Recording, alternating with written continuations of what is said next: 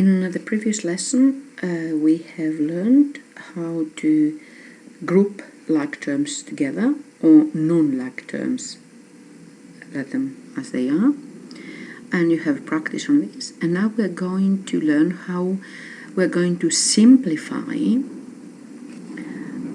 one of the most important things in algebra by adding or subtracting like the terms of the variables. I want you to understand that we have a problem. Until now we learned about like terms, but do you think that we need to group together like terms in multiplication and division the same way we did in addition and subtraction? This is the problem. We have to understand that there are a few different ways, grouped in three different cases, how we work in when we try to simplify an expression and an equation later. I want you to remember that in this case, when we are adding, the first job is to identify which are the like terms. So here I see an x squared, I also hear another x squared, and I need to add these together. So I have to say minus 3x squared minus 4x squared. And now I want to consider, is this term like this term? I think they are not, because this is yx squared, where this one is x squared y. Also, this term is completely different to this, because it's not only x squared, it's x squared y 6 times. So it could be completely different thing. This is why when I'm adding like terms, I will add the red ones together and I will let the others as they are, because they are not like terms. So I will go 4yx squared plus x squared, 6x squared y. So if I'm going to add, I'm going to add the like terms. This will become minus 7x squared, and the green will stay as it was, minus 4yx squared plus 6x squared y. Now, if I change this, and we're going to learn it later in the multiplication, if I change the order of this, actually it will become x squared. And in multiplication we'll see that there is no difference with the order we put things.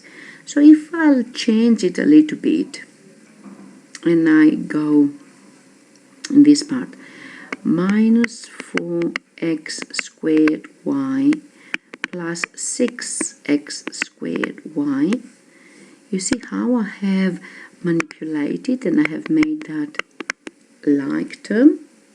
So I can continue from there, 7x squared. Okay, so I can go and I say minus 7x squared minus 4 plus 6 equals plus 2x squared y. This is what we do with algebra.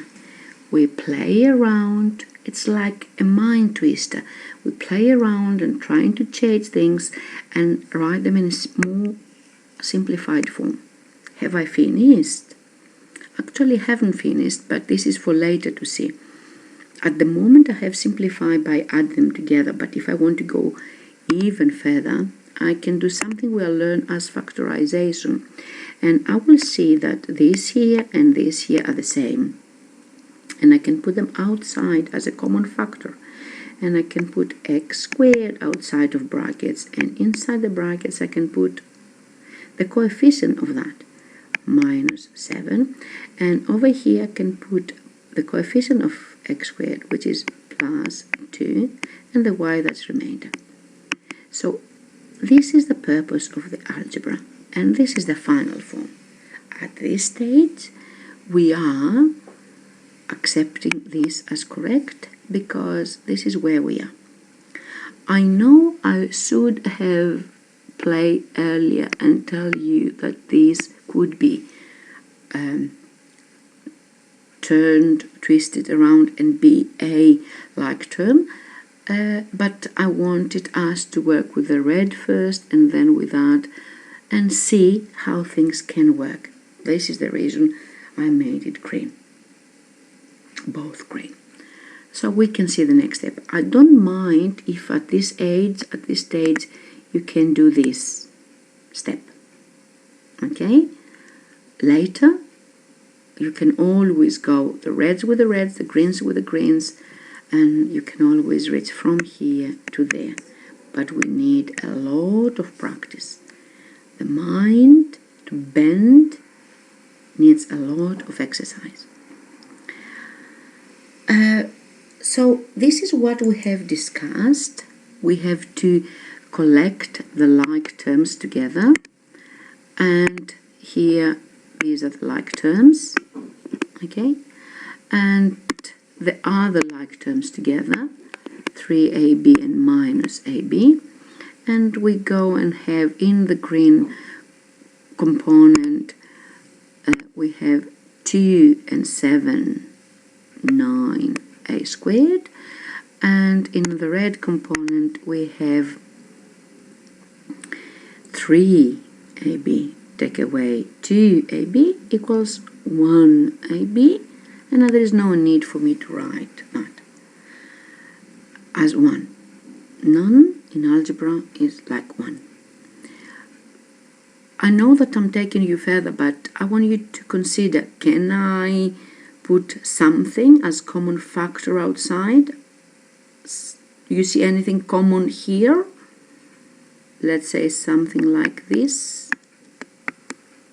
Have it in your mind and we will play with that thought later. So this is how we are working with addition and subtraction of like terms. When we multiply, we are working a different completely way, and when we work with the indices, we need to apply the indices laws. So we are going to go one by one in all these, and here we have to have the multiplication and division rules about the sign. Your turn now is to practice on this, and I want you to still practice on adding and subtracting like terms. I will stop this video now because you have to do this activity and this activity on the Nearpod, and then we go to the next step, which is the multiplication. We start by discussing this and then we go to the rest. Have a good practice. This video has just finished.